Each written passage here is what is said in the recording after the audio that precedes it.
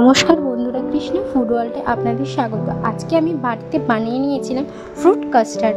চলুন তাহলে দেখে নিই ফ্রুট কাস্টার্ড বানাতে কি কি লাগে। প্রথমে আমি নিয়ে নিয়েছি 2 প্যাকেট দুধ, 500 করে, মানে 1 কিলো।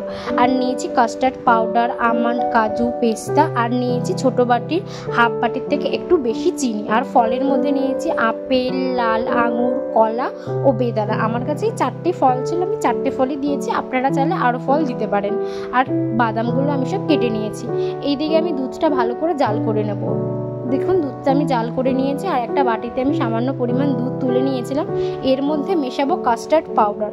আমি কাস্টার্ড পাউডার 4 চামচ ব্যবহার করেছি। চলুন তাহলে দেখতে লাগি। পাউডারটা ভালো করে মিশিয়ে নিতে হবে। আর দেখুন এইদিকে দুধটা খুব ভালোভাবে ফুটে গেছে। এই দুধটা আর একটু ফুটে গেলে তারপরে দিয়ে দেবো দুধে মেশানো যে কাস্টার্ড পাউডারটা বানিয়েছি, সেটা এক এক করে দিয়ে দেবো।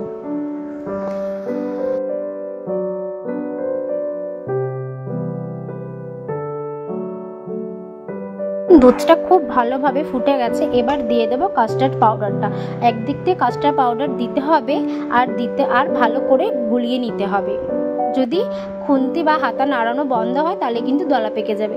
দেখুন কাস্টার্ড পাউডারটা দেওয়ার পরে আমি খুব ভালোভাবে ফুটিয়ে নিয়েছি, একটা থিক ব্যাটার চলে এসেছে। এবার আমি নামিয়ে নেব। দেখুন একটা বাটির মধ্যে আমি নামিয়ে নিয়ে কিছুক্ষণ ঠান্ডা করে নিয়েছি। এবার ঠান্ডা হয়ে যাওয়ার পরে আমি একে একে সব ফল ও ড্রাই ফ্রুটসগুলো দিয়ে দেবো। প্রথমে আমি ড্রাই ফ্রুটসগুলো ভালোভাবে দিয়ে দিলাম। দেখুন পরিমাণ মতন ড্রাই ফ্রুটস দিয়ে দিয়েছি। এবার দিয়ে দেবো এক এক করে সমস্ত ফল।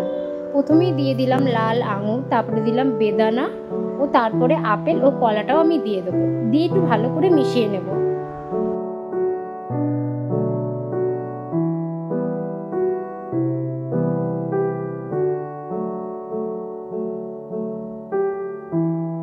আমার ফ্রুট কাস্টার্ড রেডি। এবার কিছুক্ষণ ঠান্ডা হওয়ার জন্য ফ্রিজে রেখে দেবো। আমাদের ভিডিওগুলো যদি আপনাদের ভালো লাগে, like, comment, share and subscribe করতে ভুলবেন না কিন্তু।